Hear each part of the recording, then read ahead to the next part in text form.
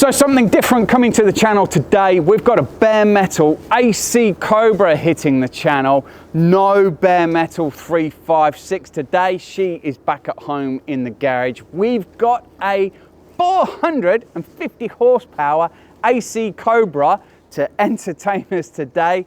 Now we are about to break traction.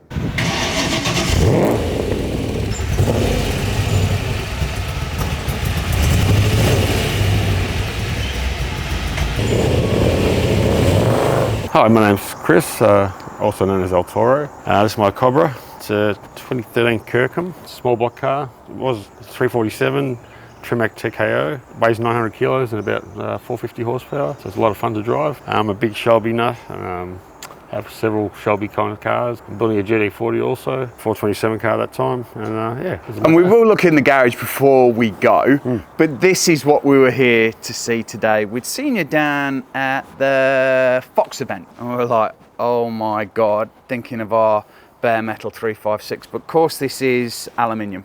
The bodies were built in Poland and then they go to Utah to be assembled. If they go to the Shelby route, they get their Shelby tags, or sold as turnkey cars. They're the closest thing you can get to the 60s real deal. You look at the aluminium body in my old 356 rusts away, but this just gets a little, it's brushed, isn't it? I think is what we'd kind of say. It goes black and they put their hands on it. Yeah. So a Kirkham car, how did you come across it? In my endless hunt for 427 Ford parts, so I got a lead on a motor up in Sale, Victoria. Drove up there, Peter, the lovely gentleman I bought the motor off. He and I talked for 5 hours the first time we met each other. We just had all the same interests. He's an older version of me. Had some great literature and books that I'd never seen before, so it was great to go through all of them. Stayed in town that night. He said, I'll take you out for breakfast. He goes, I want to show you a motor museum up the road. So I went for a drive, didn't tell me he had the car. We walked around the museum, then Cobra was there in the corner. He said, oh, it's mine. And he goes, and I want you to own it. He goes, I'll give you a year to get the money together and work it out. Wow. And the rest is history. And had he taken it out a lot, or is it just kind of sat there? 1100 Ks on it when I got it. 1100? And he'd never driven it angry. It's amazing, it is. Yeah. For it to just be sat there, and then him to be just looking for somebody to pass it on to is just amazing. There were a few vultures circling him trying to get it. And, I'd imagine there was more than a few. Had their noses out of joint when I purchased it. Yeah. Anyway. Absolutely amazing. We might open it up and take a bit of a look. Yeah, it's been punched out to 347. Still bell housing. We have a bit of heating issues at the moment. Trimac TKO, fantastic gearbox. Having had lots of top-loaded cars all my life, it's such a nice gearbox to drive with, and I don't drive it nice, and it takes all the punishment. And we will go for a spin in it today, so I'm looking forward to seeing what that feels like. Because it's a decent drive out here to Geelong. It was maybe, what was it? Maybe an hour 15 it took me to get here today. So when you went to the Fox Museum, it's an hour and a half to there. That was a decent drive. Because I live another 30 minutes up the road, so down the coast. So yeah. Yeah, and you got to plan for good weather here in Melbourne. Yeah, I've got caught out a couple of times. That's why there's always an umbrella in the car. Some mates spotted me at Spencer Street Station sitting in the road with my umbrella. Absolutely fantastic. So we are going to hop in this and go for a bit of a spin this morning. Just that brushed is absolutely gorgeous. Phenomenal. So the collection's mid-60s Ford focused. That Ford Total Performance era, which is my favourite time. 64 Mercury Cyclone. I purchased on my last trip to America in Bristol, Tennessee.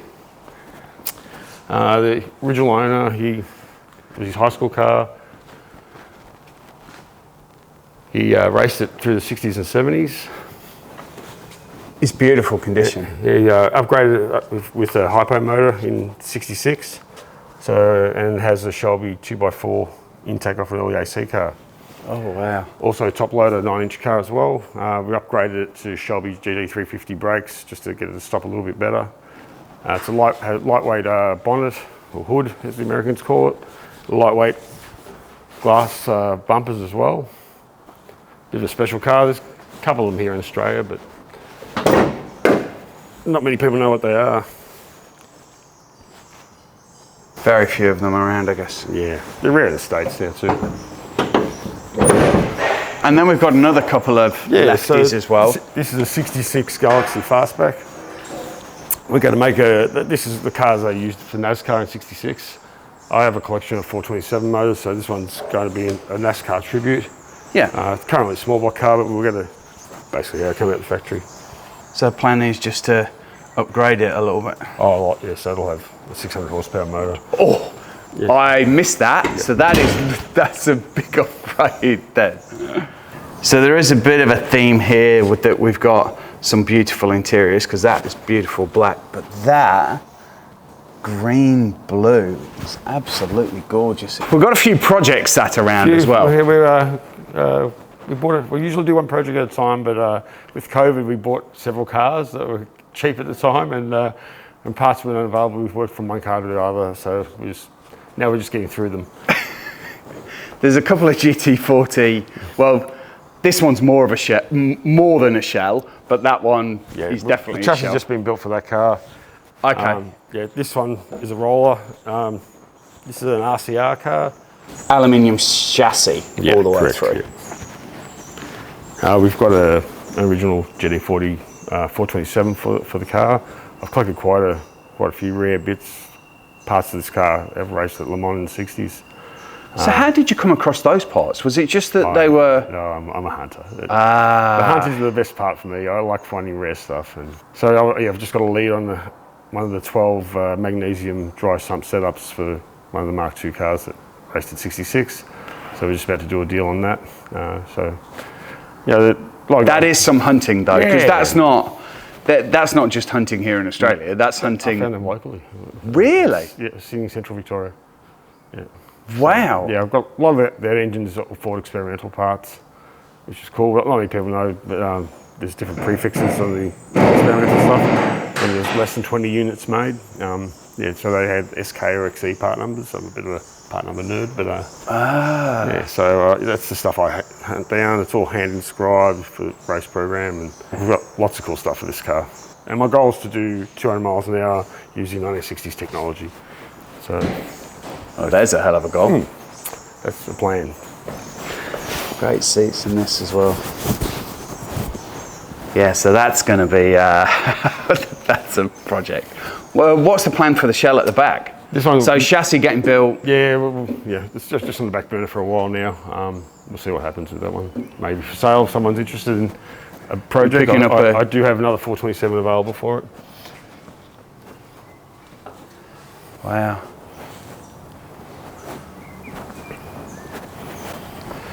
And there seems to be quite like a GT40 scene here in Australia. Yeah. Look, I'm not a fan of the modern injected motors, but or coyotes and that. Yeah. But I like hunting for the right parts, and I want a correct sounding vehicle. I want a period experience. That's why I try to hunt down the right stuff, and that's with all my cars. You can see I run conventional tyres and.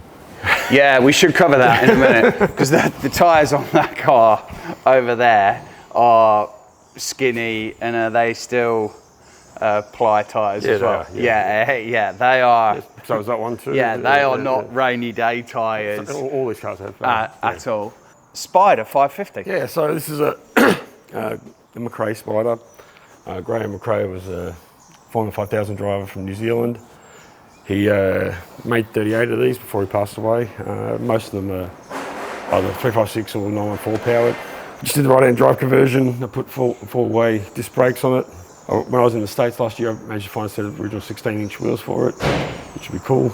Also on very, very skinny conventional tyres. Yeah, I'm sure 100 mile an hour is going to be thrilling on those. Yeah, I think this whole 200 mile an hour thing needs to be on a more modern set of tyres. Because I'm assuming you want to do 200 miles an hour more than once. Yeah.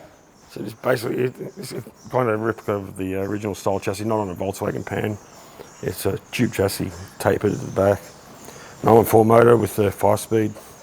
This is a later version of the 914 motor that has factory 100 horsepower, but we'll probably get 200 out of it. Yeah, we've got Did all the upright conversion on it, IDA Webbers. It's just been sat there for a while and not really. Yeah, not had much love. We're going to probably paint it the blue like Lindsay Fox's one. Oh, yep. Yeah, just because they're all silver and just want something different. Yeah, they all tend to be that silver, don't they? And it'd be nice to kind of mix it up. Yes, it's a great condition body, really. Like it's just prep and finishing it off, isn't it? Yeah, yeah. And then what are we stood next to here? This is our 6.4 Ranchero. We're going to be making a Shelby shop truck as such. This is Dynasty Green, bit of a rare colour because most of them are white. It's a beautiful colour again, and the interior is cracking as well. Like it's almost metallic, isn't it? Yes, How it's got a shine on it. So this is a 260, a small Windsor V8, 4-speed car as well. It's got the T10 in it, an 8-inch diff, factory bucket seats, console car with power steering, which is quite rare. So someone ticked all the boxes with this one when it was ordered new. Yeah. Yes, the colour on it is absolutely amazing. And just that interior, you seem to have a couple of cars with that nice outside, but there's a cracking interior on some of these. This poor thing, well. we found this locally and it was wrapped in black vinyl in flat black, and I don't know what possessed the guy. I saw this car when it came to Australia. It was quite a beautiful car. Good survivor car, and it just it took me a week to get that sticky stuff off, but I got there in the end. It doesn't look like it's come off too badly. Yeah, it's a bit gross in there. Yeah, a little bit, but sometimes when you pull the vinyl off, it can really, you can pull a lot off with it, can't it? Yeah, good cut and polish, we'll see how it goes, and we'll do some signage, race car. There's actually a white one that's quite famous, so we'll replicate that car. It's the little details that really upset me owning cars, so I have to get the right knobs, the right bits, and get everything correct, and then I'm happy. I don't have many period correct guys on the channel. So this is genuinely a nice change. I might line up the videos with one completely not period correct, and this it's nice to see, and especially the hunting of parts. And I just want that authentic period driving experience. That's the best way I can describe it. A lot of cars here from the States. Talk about buying stuff from the States. Yeah. How often are you there, and what are you doing? You just... I'm kind of at the end of the game for that now. Well, for example, pre-COVID, I was paying $3,500 to bring a car in. Now it's $11,000. Because I've shipped a few cars backwards and forwards all over the place, and I'd heard that prices had escalated. But the difference between, and were you doing roll on, roll off, or were you hiring a sea container for that? Containers, Yeah. I did it. Well, I own a truck, the same as Shelby and Holman Moody used to transport the Cobras around. I've got a car transporter. I bought that while I was in Pennsylvania last year, and that was $25,000 to bring across. And then when you were bringing them over in sea containers, were you doing 2 at a time in a container, or 2, 3 sometimes? And if it was a 20-foot or 40-foot container, it makes a bit of difference. They stack them up like that. Yeah. But even parts shipping now is, I brought 2 intakes in that cost me $900. So. Just before we go for a spin, we've opened her up. We've actually got a GoPro mounted on the back. We've put some race tape on it as well, just to make sure that it doesn't fall off. And now we've got one in the window as well.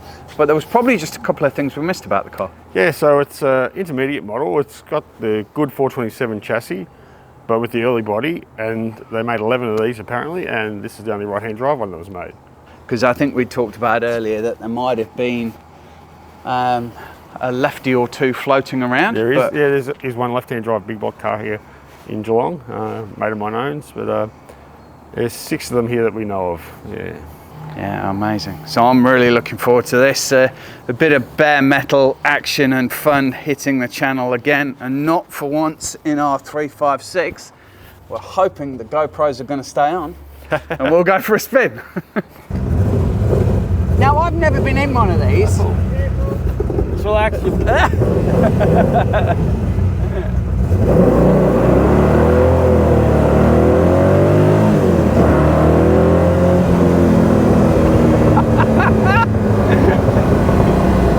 It lets go a bit at the rear. No, it's not.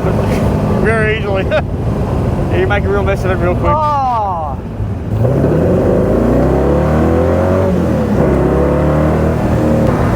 It almost feels like a fairground ride. Yeah. Wow, that loses traction quick. Yeah.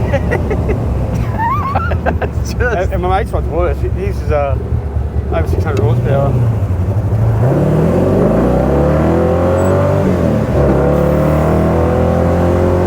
It's everything I thought a Cobra would be. But I didn't think it'd let go so quick. Because you hear the stories of them wheel spinning in every gear, but this just, because like in an old Porsche, they tend to like slip or grip a little bit, and then the back end wants to throw itself around. But because all the weight's there, I guess, and like here it slips there, it actually feels like it slips in a reasonably straight-ish line. It's not like trying to flip round on it. Look at your own tail lights.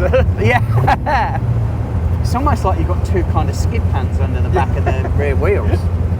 And this has no other creature comfort. So when you drove from here to Melbourne, no radio, you're just listening to this. It definitely sounds of the roaring engine. And the exhaust has a bit of crack and popple. Yeah, it does,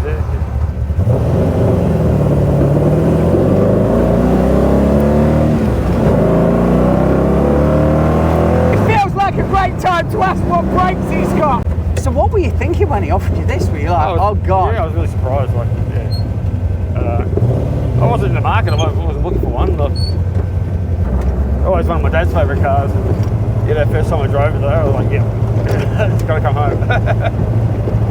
So the first time I saw it, I was stuck in the museum for a full year. Before I could get to drive it for the first time. So I did about 4 or 5 trips to sale over the time period. It's pretty well behaved. I've had it up Pun Road and it just feels like when you want to boot it, it's got it, but you can kind of top down and have a nice day out. My girlfriend hates it, but no funny buggers. Don't go sideways. Like, it has to go sideways. It's meant for it. That pop out, that exhaust.